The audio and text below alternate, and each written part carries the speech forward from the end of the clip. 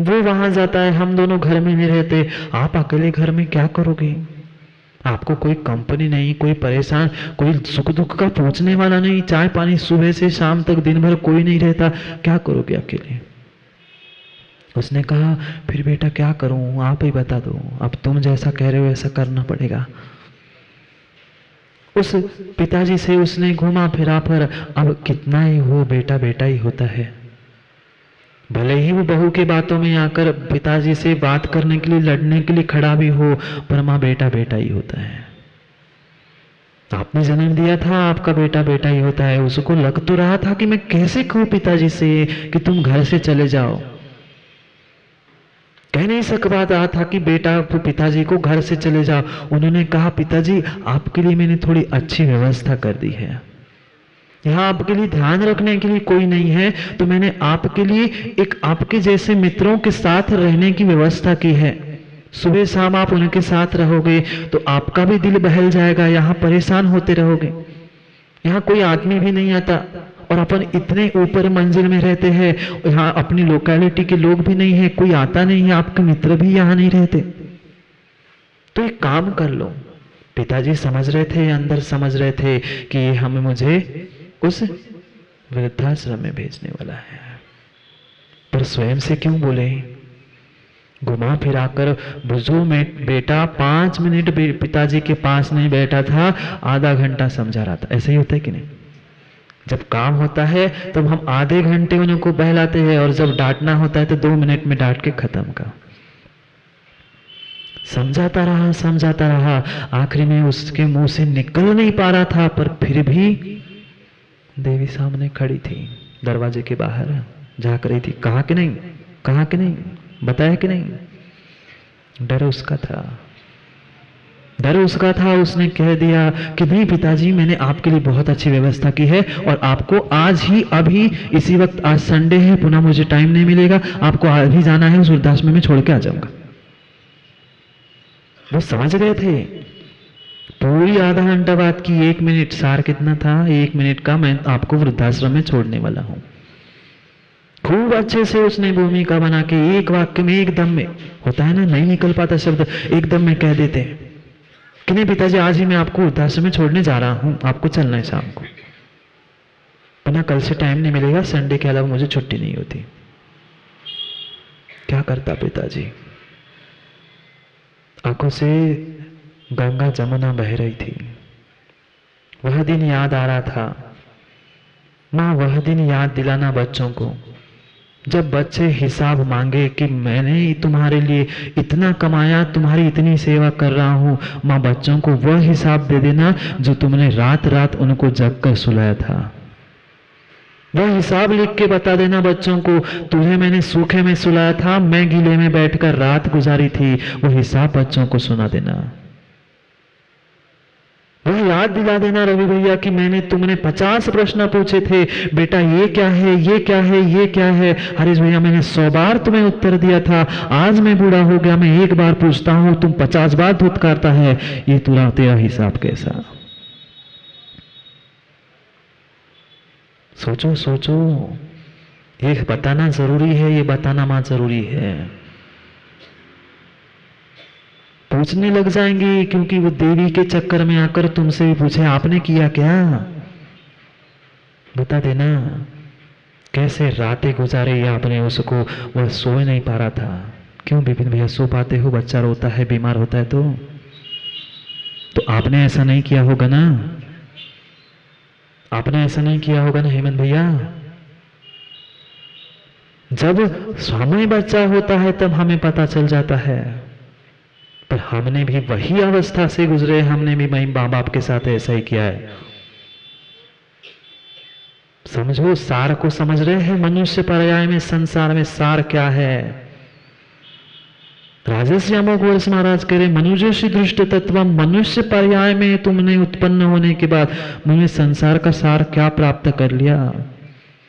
पूरे संसार का एक प्रकार से सार ये मनुष्य पर्याय है, और मनुष्य पर्याय की सार क्या है? स्वपर हिताद्योततम जन्म। अपने जन्म को स्व और पर के हित के लिए तुम लगा रहे हो। उत्कृष्ट तो पहले अपना ही है। प्रमोद भैया आधिदम कादवम यदि सक्कदि परहिदम कादवम आधिदम परहिदम बरम सुट्टुम आधिदम कादवम। क्या करना चाहिए? आत्महित की परहित। अगर शक्य हो तो पहले तो प्रेफरेंस तुम्हें आत्महित को ही देना है। आत्महित के साथ तुम पर का हित कर सको तो पर का हित भी करना और आत्महित भी करना। वही मनुष्य जन्म का सार है, अन्य कोई सार नहीं है। नहीं है सार। स्वयं का करो, नहीं कर पा रहे हो तो दूसरों का करो। कम से कम दूसरों का अकल्याण हो ऐसा तो काम मत करो।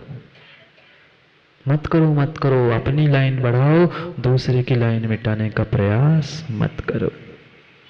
अपना पुण्य बढ़ाओ, अपना काम करो, दूसरों का काम बिगाड़ने का काम मत करो।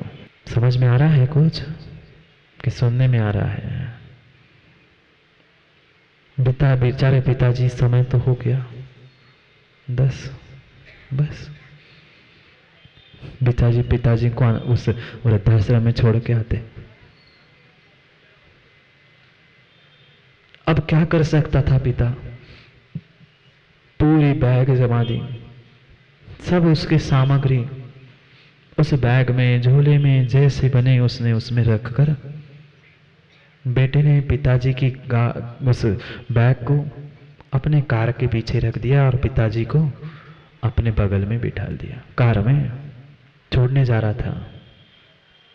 गरीब नहीं था, गरीब धन से कोई नहीं है। मुझे तो आज तक कोई गरीब धन से मिला ही नहीं है। धन से आज तक कोई भी गरीब नहीं मिला, पर व्यक्ति सोच से जरूर गरीब होता है। धन से भले ही गरीब हो जाना, पर सोच से गरीब रवि भैया मत हो जाना। धन आज है कल नहीं है, तुम्हारी सोच जीवन बदल देगी। अच्छा बुरा जो कुछ भी होने वाला है विजय भैया, वह सब कुछ तुम्हारे सोच से होने वाला है। धन संपत्ति कब तक? क्या साथ ले जाओगे?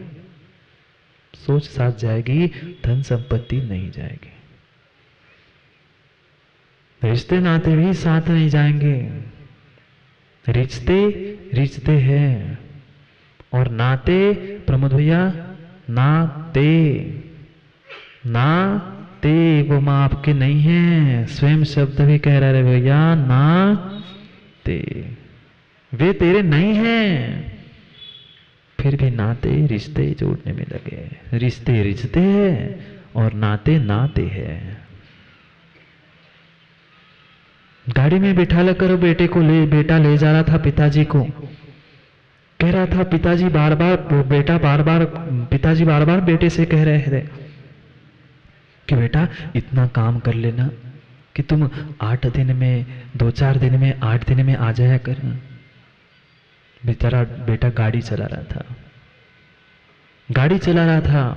पिताजी बगल में बैठे आंखों से आंसू ढालते ढालते बार बार कह रहे थे, बेटा 4-6 दिन में आ जाना। कम से कम हफ्ते में 8 दिन में एक बार रविवार को छुट्टी रहती, रविवार के दिन तुम मुझे मिलने आ जाना। मैंने तुम्हारी बात मान ली, हफ्ते में एक बार आ जाना। उसने कहा, इतना टाइम किसके पास है पिताजी? हर हफ्ते थोड़ी इतनी दूर मिलने आ सकता हूँ। कितनी दूर था? 7-8 किलोमीटर मात्र दूर। घर में गाड़ी, नौकर चाकर सब कुछ था। बस 7-8 किलोमीटर उस आश्रम में जाकर छोड़ना। पर कह रहा नहीं, हर हफ्ते नहीं आ पाऊंगा। फिर कहा बेटा कम से कम 15-20 दिन में तो आया कर। आओगे ना?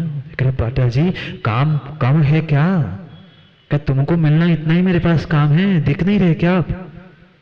शॉपिंग रहती है, घर का काम रहता है, दुकान का काम रहता है, ये काम रहता है, बच्चों का, स्कूल का, सबका देखूं आपकी, इसलिए तो वहां व्यवस्था कर दी है मैंने। पिता क्या कहता? फिर कहा बेटा महीने में तो 1-आध बार। कह देख लूंगा पिताजी, कितनी बार कहूंगा? महीने 2-4 महीने में कभी ना कभी तो आ जाऊंगा। आपके लिए पैसे, आपके लिए सब कुछ व्यवस्था वहां मिलती रहेगी। आप बार बार परेशान नहीं करना, बार बार मुझे फोन भी मत लगाना। आपको जितने पैसे चाहिए मैं हर महीने आपके अकाउंट में हर 15 दिन में पैसे डालूंगा। मुझे तो आने के लिए समय नहीं है बार बार। क्या करता, बातों बातों में रास्ता निकलकर वह मंजिल पहुंच गई। मंजिल तक पहुंच गया। जो उसकी सामग्री, जो बैग, सूटकेस, जो जो सामान रखा था, वह जैसे ही उस आश्रम के सामने आया, उसने बैग, गाड़ी खोल दी और गाड़ी खोलकर उसने बैग उतारी। अब पिताजी भी पता चली गया था। दरवाजा खोलकर गाड़ी से उतरकर उस आश्रम के अंदर जाने लग गए। आश्रम के अंदर पहुंचने लगे। आश्रम के दरवाजे पर एक उनकी ही उम्र का एक वृद्ध व्यक्ति होगा, कुछ 1-2-4 साल बड़ा उनसे, वह उनसे टकराया और जैसे टकराया, वह गाड़ी से सामान निकाल रहा था। उसने देखा पिताजी जाकर उनसे बात करने लग गए और ऐसी बात करने लगे कि कोई पुराना दोस्त हो, कोई पुराना मित्र हो, कोई पहचान का हो।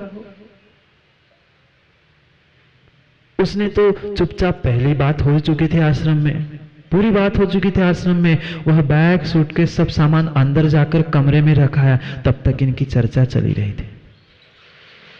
लौटते हुए पिताजी के पैर छूते हुए उसने पिताजी से पूछा, पिताजी आप इनसे बात क्यों कर रहे थे, पहली बार तो आए आप?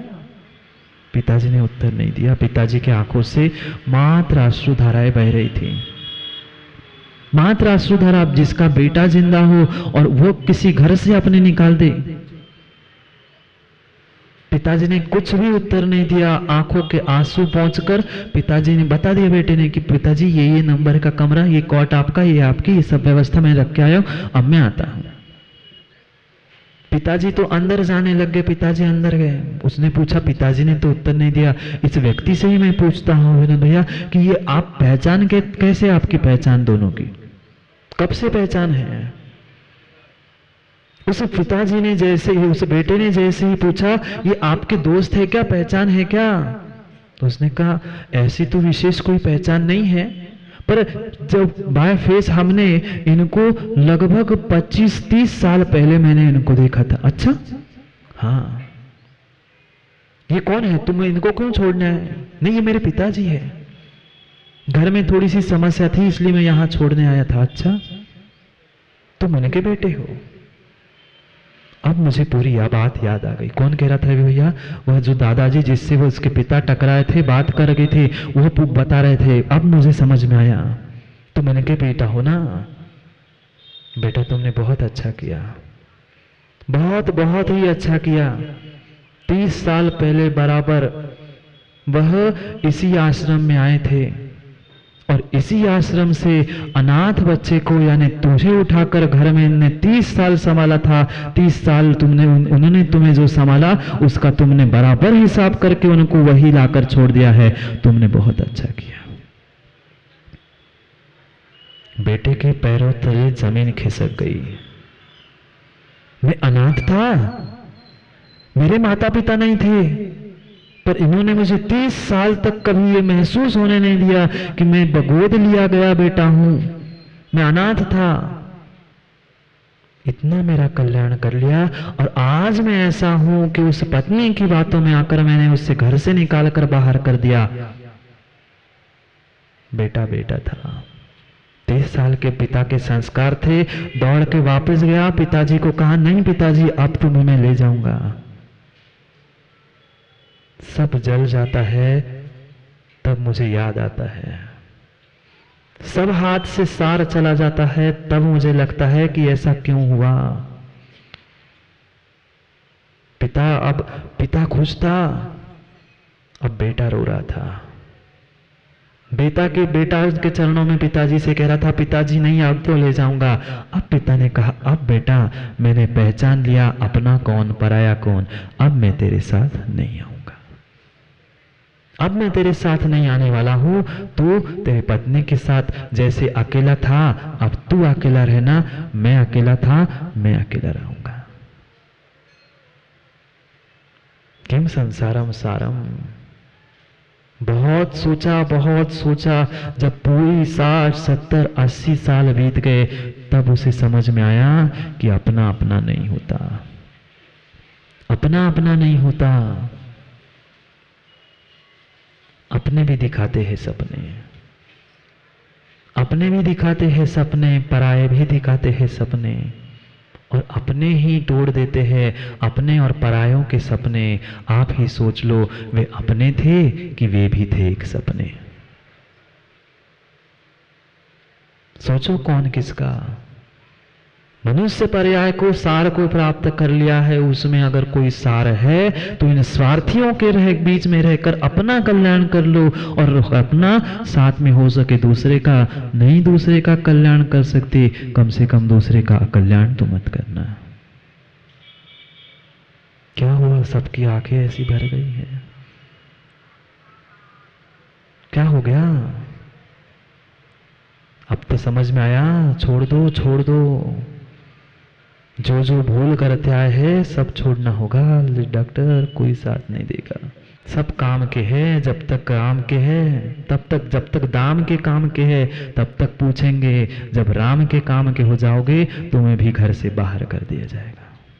समझ गए ना? दाम के काम के पैसे कमा रहे हो तब तक तुम घर में काम के हो, जब राम के काम के हो जाओगे, भगवान के नाम लेने लग जाओगे, तुम्हें भी घर से बाहर निकाल दिया जाएगा। सोचो कौन कितने काम की, क्या संसार।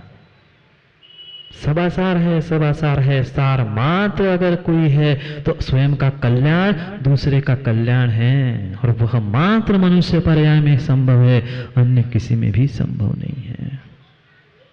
जाओ घर। घड़ी का भी सार हो गया, समय का भी सार हो गया। करेंगे पुनः चर्चा। अपना और दूसरों का कल्याण करने में उद्यत होना, यही उस मनुष्य जन्म का सार है। मनुष्य जन्म पर्याय को प्राप्त करना, यही संसार का सार है। युवाओं, उस मनुष्य पर्याय को प्राप्त कर लिया है, व्यर्थ में मत गमाओ, स्वयं केवल व्यर्थ में मत गमाओ। बहुत बहुत जन्मों का पुण्य, बहुत जन्मों का पुरुषार्थ फलित हुआ है कि हमें वह मनुष्य पर्याय मिली है। वो सब व्यर्थ में मत गमाओ, भोगों के नाली में मत गमाओ। कुछ स्वयं का भी कल्याण करो, हो सके तो दूसरों का भी कल्याण करना, वही सार है, बाकी सब असार है।